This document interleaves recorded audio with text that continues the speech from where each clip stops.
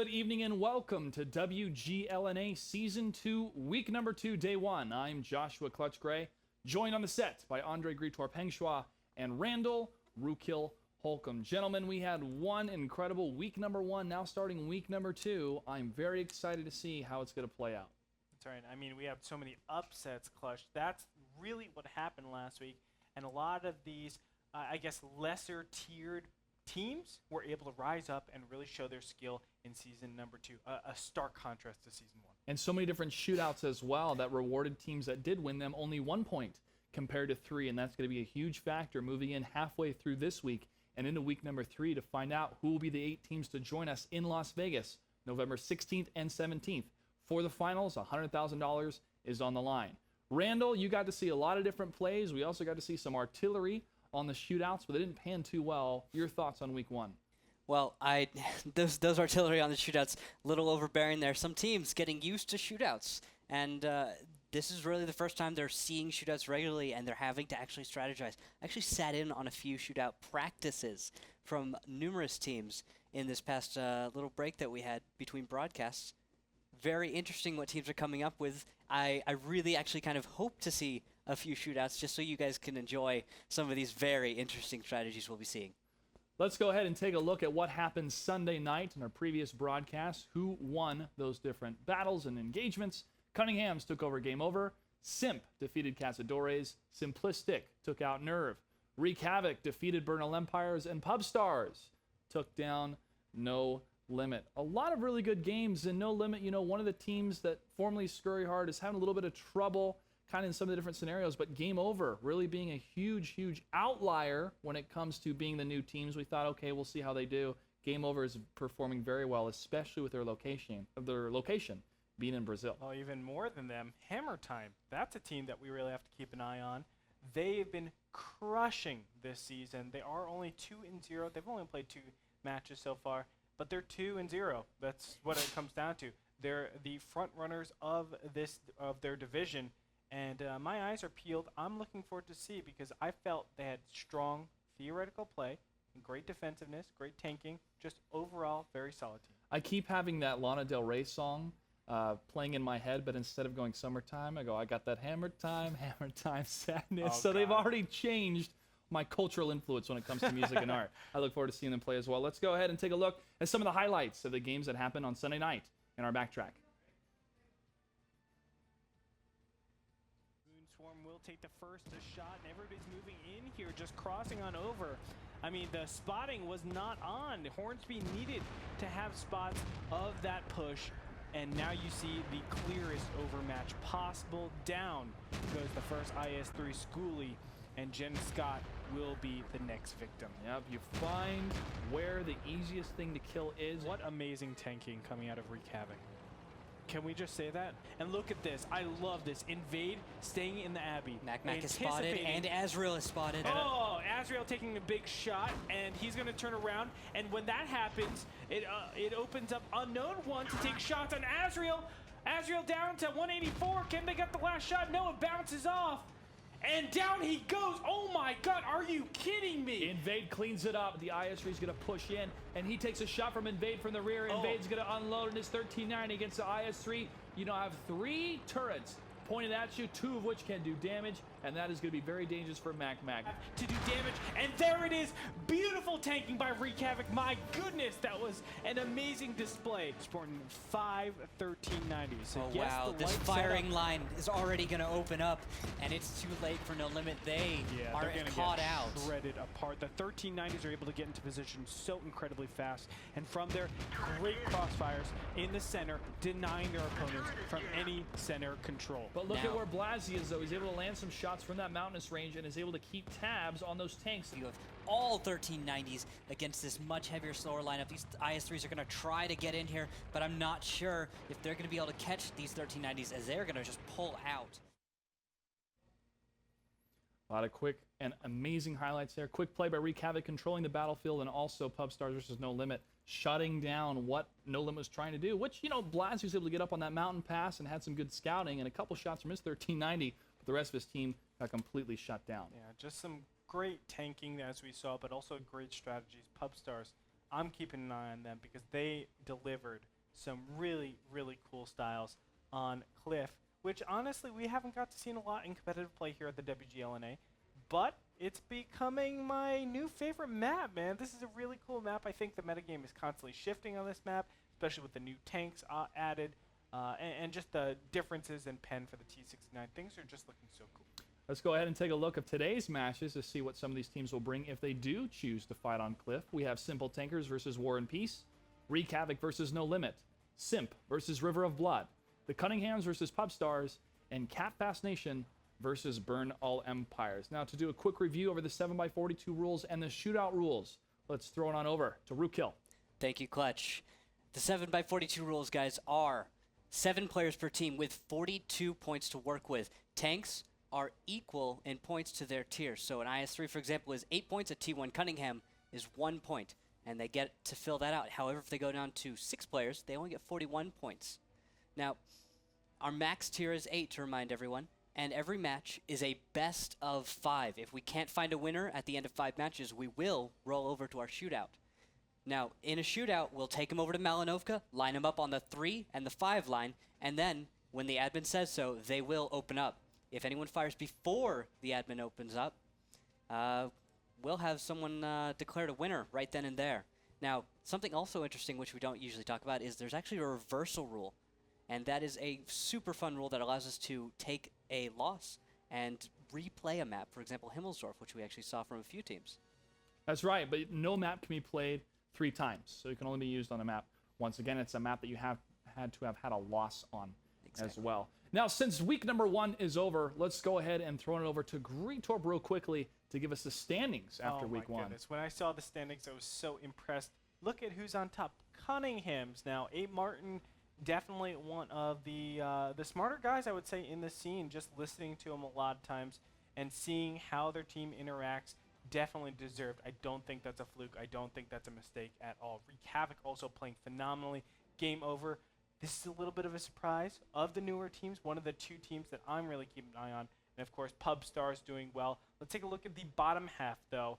And Clutch, there's a huge typo on our graph right there. That's not a typo. That is vetted and confirmed. I'm pretty sure that is. Fulcrum Gaming at 5th place? Are you kidding me? 1 win and 1 loss. They still got a lot of games to make up, 5 games total to really discriminate their stance in the league. But on the bottom, you have No Limit, Cat Fast Nation, and Burn All Empires that are all looking for some headroom to make it into the Las Vegas finals. Over to Group B, or Bracket B, Bracket Bravo Division, as you would say. Hammer Time, this is who I was talking about, who's just been impressing me so much. 6 league points. Simple Tankers right behind them, although they played another match.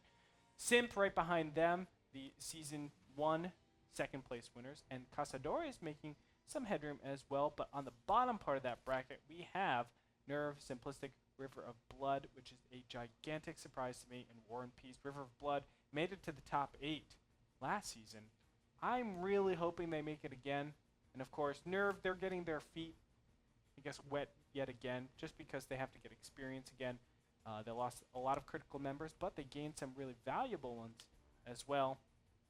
Those are the standings, though, as of week 1. It's going to be a tough road for any of the teams that did not have a win in week number 1, but it's only week number 2. A lot of stories will develop throughout this week. And to stay informed with those different stories, make sure to follow us on Twitter at WGLNA, Facebook.com/WGLNA, and make sure to go to WGLNA.com for the VODs of our segments and also of all the games. Stay tuned. We're going to take a quick commercial break. We come back. Simple Tankers versus War and Peace. You're watching WGLNA. Welcome back to WGLNA. As you can see, we're having our face-off almost underway there, giving you guys a quick little preview about what's to happen. Simple Tankers versus War and Peace just around the corner. Now, Simple Tankers is up 2-1 in league play so far, as Greetorp mentioned. They defeated Nerve and River of Blood, but they lost to Simp, which a lot of these teams, when they go up against Simp, they kind of count it, or they kind of expect a loss. I know it's a little bit of a doomsaying type way to bring that up. It's the same as Fulcrum, right? Oh, we have Fulcrum. Okay. Well, this is going to be a loss. But I do think, if we look at who they won against, who they lost against, Simp on the top, and then Nerve and River of Blood both in the bottom 4. Now, I'm not saying that they belong in the bottom 4, they belong in the top 4, but what I am saying is the results are kind of showcasing that, hey, yeah, you're beating the bottom half, now it's time for the upper echelon. That's right. It's that crossroads, really. A win would be big. Any win is big, but it counts even more for the confidence of a team to keep their sights on Vegas for the finals and for that prize pool if they can get a win this week. It's be very crucial. Now, War and Peace 0-2. They lost to Nerve and to Hammer Time. Now, War and Peace joined us. It was either from the summer 2013 event from Wargaming, or it was the relegation matches. Excuse me. I think it was them and Hammer Time that came together from the summer event. And this was a team that we looked forward to see how they were going to perform. And so far, they've had a tough road. And 0-2 is really, really tough to come into week number 2. They have a lot to work to, but at the same time, they have plenty of time. I mean, 2 losses, yes, but you have 5 total matches after that. You can still go 5-2 and make it easy peasy into the finals. So I'm looking forward to see how they do, and we'll keep an eye on them as well. That's right. Enough of our thoughts. It's time to get the thoughts of the team captains from Simple Tankers and War and Peace in the first face-off for tonight. Now we have Pat Real 2000 from War and Peace, and joining us from Simple Tankers, we have Mournblade. Mournblade, first off, awesome hat. And I have to say, sir, how are you guys feeling being 2-1 in week number 2? Well, we're feeling pretty good. We'd rather been 3-0. Close game versus Simp. Hats off to them. So, but we're feeling pretty good about our position. We feel like we can make a pretty good run and make it to Vegas again. Now, War and Peace is down 0-2, but you shouldn't underestimate any of these teams here in this league. Have you been watching their games from last week, Simple Tankers, in order to prepare for tonight's match? You have to understand that War and Peace has been around a long time. They're a veteran of esports. They went to Russia a couple of years back. In fact, I mean, Pat Real 2000, his first tanking experience was crossing the Alps with Hannibal on an elephant. So, I mean, this guy's been around forever. So we had to cram a lot of work into 1 week, So. Wow. Pat Real 2000, I'm sure you learned a lot about strategy back then with Hannibal. But your thoughts from War and Peace, as we mentioned before, you're down 0-2. Tough road into week number 2, but if there's one team that can do it, it's your team. Your thoughts coming into this week? Hey, all you can do is go up, right?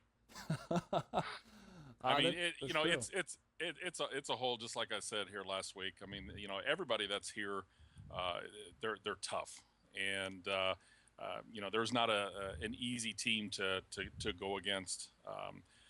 There's a lot of teams right now that are that haven't won, so we're in good company. So all we can do is go up, and these Sim guys, Sim teams, man, they're tough teams. So we got our hands full again this week because I think we play all of them. So, is there anything that you have done from the end of week number 1 to today to either buckle down with your team or change any strategy? Did you have to make any changes? Or do you feel that the nerves are gone and now you can perform to your best ability? No, we had to go through and change our mentality. We had some issues. We had some areas where we were really strong in, and we just couldn't finish. And so I think we worked on that part of it. The brawling part is always easy. I mean, you're always going to get together with them. It's how you finish that off, and that's what we've worked on. And we've come up with a little here and there's, and hopefully it'll work for us this weekend. All right. And Pat Real 2000, do you have any words for Mournblade and Simple Tankers before we start this battle? No, I brought plenty of rocks, so I can keep pitching those rocks at them, in the old-time fashioned way. So we'll hopefully we'll give them a good game tonight, and that's pretty much it. Catapults and trebuchets coming from War and Peace. Simple Tankers, any response? Well, I want to thank Pat Real 2000. You magnificent bastard! I read your book. In fact, I got it right here. Oh wait. So we've countered the we've got a counter for the sparkly vampires. Oh, that's your name, right? Best of luck. I hope you win out, except tonight. Thanks, man.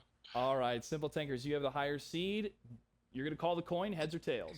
Tails never fails. All right, he's going with tails. Flip the coin. It's going to be tails. Do you choose the map or do you defer? We're going to kick to the clock. We defer. All right, they will defer. War and Peace, what is your map choice? We're going to start it off with Ruinberg. Ruinberg will be the first map. And what will be your spawn position, Simple Tankers? We'll take south. South side Ruinberg for Simple Tankers. War and Peace to the north. Gentlemen, good luck and have fun. Thank you. Thank you. I love the personalities coming out of these different teams. We saw a lot of great personalities in Season 1. Season 2, it's getting better and better.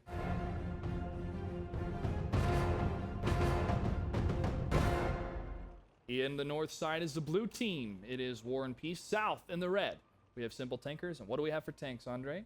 We have 2 5100s, 2 IS-3s, and a 1390 against 2 5100s, 2 IS-3s, and a 1390. Exact mirror lineup, Act Up, and Executus going to match up right now. They have spotted each other, but their scouting run is probably one of the most important things. Executus making it look like Simple Tankers could go for some sort of Delta Village movement, so Act Up getting into the right positions. But the rest of the team have not gone towards this position. I'm a fan of Executus going into this area with his turret pointed to the north, knowing that AC Dub will not turn around and stop to choose to fire against him, but kept his turret open in case he spotted anything else that was in a stationary position, could have maybe landed a shot that way. So initially you think, why is he not pointing his turret towards the enemy that's spotted? It's because he's ready to fire on anything that fires back at him coming across that road. That was a smart play by him, because AC Dub has now retreated all the way to the north. Yeah, kind of sensing some sort of aggressive option over in the Delta Village. He's completely received back. Normally you see 2 rounds, at least 2 rounds of scouting, of active scouting across that. But that's not going to happen, and we have a very unorthodox situation where the south side has taken Delta Village very easily. And even pushed past it now. Yeah, and the north side has gone so far into the... Oh, look at this. We have Act Up actually getting shots on Ruthven Carlisle from A7, while we have DeRosta spotting Ruthven. And that, who is that with it? Ruthven Carlisle, Zakumi, and then Mournblade in the L tractors trying to cover the very south to see if there's any type of aggression against their flag. But AC Dub was at least firing from the 1390 up in that city village. But now Executus is going to push in, knowing that a couple shots did ring out from AC Dub. And he's going to get some fire from right behind. He also sees the T1, and AC Dub and Torvald either crashed into each other or Torvald received some sort of damage. But I think AC Dub crashed into Torvald, and he's still on the run. And Executus decides to kill the T1. And another shot rings out from the teammate. Pub Whisper in the 5100. One more hit. AC Dub will go, but Executus misses on that last shot. Nice job by AC Dub. He did everything he possibly could have to stay alive, but you know, it's hard to do stuff with 49 hit points. Still, he's riding an Amex 1390. He can get into the right positions and then still do the damage he needs to without taking any damage at all. Check this out. In the south, we actually have Spirit AW and Patriel going to screen the cap, I believe.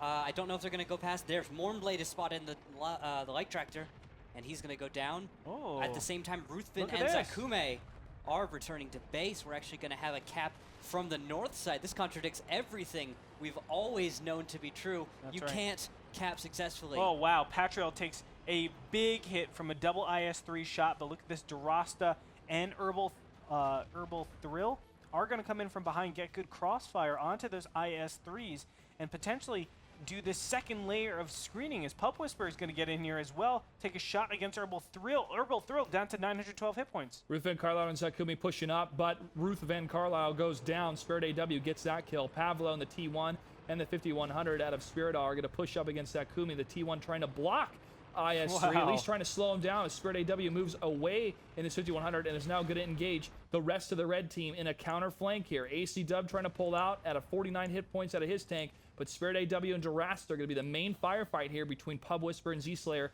Z-Slayer is able to clean up AC Dub, but here comes Pub Whisper cruising in to try to take down DeRosta, and Zakumi, still left alive in his IS-3, could finish off with a well-timed shot, along with one more shot coming from Executus. Great driving by Pub Whisper there. All of the turrets were trying to face him. They weren't able to do it in time, and they gave easy shots to the rest of the team. Simple Tankers cleaning it up, and also Blue Base is under attack, so Enderis over on cap being so comprehensive.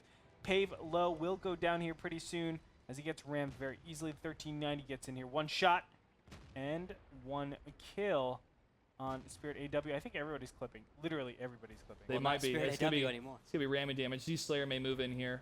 20 HP. It's just going to be the kiss of death. Man. That's what they're doing. They're just playing. Executus with is their hurting food. himself They're trying to hit him. probably all clipped right And there now. we go. Farming those delicious cat Bob points. Whisper gets the final shot and the final kill. Victory number 1 goes to Simple Tankers. Welcome back to WGLNA Season 2, Week 2, Day number 1. We just finished battle number 1. Now we're getting ready for battle number 2. And the next map is going to be Cliff, the new map added to this season. We've seen tank destroyers being brought here. We've seen a flock of AMX 1390s brought here. We've seen Pershings and a couple T-32s. So this has been a very high variety map for the tank loadout that has been chosen. From Simple Tankers especially, we've seen double Pershing, triple 1390s on this map. It's a very light lineup, but you add in that strength with the Pershings, I would say, that consistent fire that they have, and the utility that they have over something like T-69s. And it used to be like a sin to say, but the 250 heat pen nerf is a big nerf. It's proving that way in the statistics. Overall, I feel like that strat is a very good strat to have on Cliffs. I think it's definitely a mobile map. It's just so much position, and on top of that, it's a lot of different cliffs, obviously, which you can juke around behind. And especially with those light tanks, it works out so much better than having a very heavy lineup. And we saw Kaunis and his tank destroyer take down 2 T-69s last week, falling down the cliff, lining up those shots. It was really, really exciting to see. Let's see what these teams bring in terms of tanks. Battle number 2 between Simple Tankers and War and Peace on Cliff.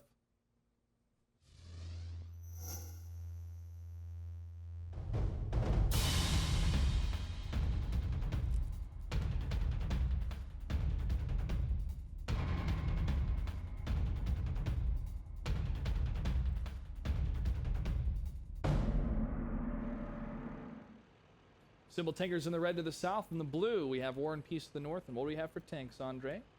2 Pershings, a T-69, and 2 1390s are Simple Tankers, so they're choosing to use that extra medium tank instead of all light.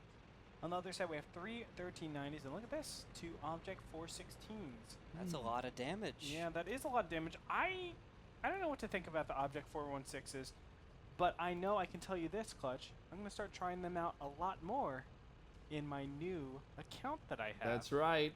We have sheriff accounts. If you do destroy us when we are playing with the pubs, you will get 150 gold. So stay tuned when you guys play.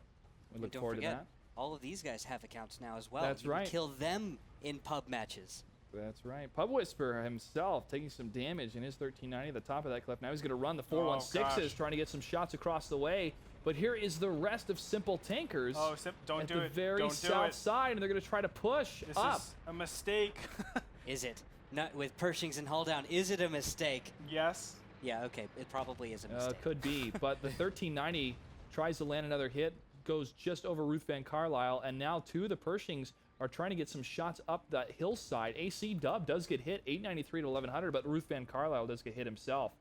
Mornblade trying to push up on his side, but he's going to fall back right in front of Ruth Van Carlisle. Herbal Thrill in his 416, and Pat Real 2000 trying to set up that crossfire, and Herbal Thrill just down that little... And the 1390 is no! just diving He's able to hit straight it. in. Wow. Yeah, but he took so much damage actually on a rock, like 150. There was a blue base capture. Z-Slayer, Pub Whisper, another tank are over there trying to cap out the blue base. Pavlo is going back, but is it going to be enough? And Darius now going to be focused down as Mornblade is right behind Pat Real 2000. Going to be able to take him out. Oh my god, I was going to say in one shot, but no. Nope. 9 hit points left. And Spirit AW from the south flank moves in. No damage done against his tank, and he is going to unload at least his last clip. No, he's going to be on the run reloading against Mornblade now. Mornblade and the Pershing does have a bit of an advantage since the reload time on Spirit AW without the crew effects is 42 seconds. Mornblade trying to unload another shot here, 522 against 592. But the rest of the blue team is up to the north, trying to focus on Zakumi, Executus, and Pub Whisperer. Mornblade trying to hold the line against his 1390. One more shot. Mornblade could do it against Spirit AW. He tries to go for the crash. He does. Wow. 2 HP left. One more hit. He will go down, and he gets the kill. Mornblade holds the line against the 1390. There. And now the rest of the red team is going to move to the north, but Zakumi will stay to the south. Now he's going to move to the north side. Now it's Herbal Thrill versus Executus. 1v1. Herbal Thrill just took down Pub Whisperer. And now it's a matter of can Herbal Thrill kill Executus, but it looks like Executus is low. No, it's not going to be 1v1 because Executus is doing it right, just waiting for his Pershing friend, Mornblade, to get back into this, and that way they can just 2v1. Mornblade is putting shots on Herbal Throw, and Executus doesn't need to engage against this. He can just wait until Mornblade. But now Herbal starts to Throw can progress actually up. engage Mornblade because Mornblade is now spotted. Herbal Throw lining up the shot, and actually that's hits going to hit dirt. Such a thin shot for Herbal Throw. His tank is so low to the ground. That's one of the downsides of having such a small tank. Advantage, Mornblade has an equally difficult shot right now. Yeah, but that's okay, because if the turret is pointed at you, that means Executus is the one that's going to be getting the better shot. There's no worries to rush this. Zakume even getting shots, it looks like, with his T1 from far. But none of them penetrating. Yeah, looks like. I don't think so. The armor on the 416, I guess, is sufficient Oh, for man. And that. there it is. Mornblade able to just solo kill. It's Executus was clipping. Ladies and gentlemen, another Simple Tinkers win. They're up 2-0 in this game. Welcome back to WGLNA Season 2, Week 2, Day Number 1. I'm Clutch, joined by Greetorp and Rookhill on the set tonight. Looking forward to seeing who's going to take this series. War and Peace is down 0-2 against Simple Tankers. War and Peace has not won a match yet in WGLNA. Simple Tankers is 2-1 in their league play so far. And the next battle is going to be on Ensk. And I incorrectly predicted the last time, or one of the times during Week 1, that we would see Eastern play. Instead, it was a railroad push down the center line. So, will we see the Basically same the same thing, I mean, Clutch. pretty much. Yeah. I'm throwing it to you. I'm saying, yeah, I'll take you got it. Put it in my pocket. You got it. We'll save it for later.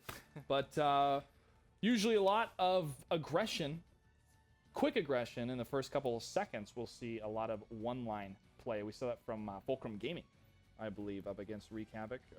No, that's perfect. No. Yes, Yes, is. it was. Yeah, you got it.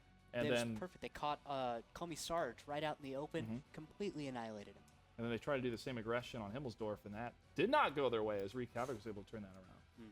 Quite still one of my favorite series because it's one of the biggest upsets so far. But the game over versus, what was it, Wreak Havoc? The huge comeback that game over Yes. had. Draw Down right in the middle of the 0-2. series. Yeah, and then came down and then went to a shootout, and Game Over was able to win that. Well, ladies and gentlemen, let's jump into the next battle. It's going to be on Ensk. Let's start the game.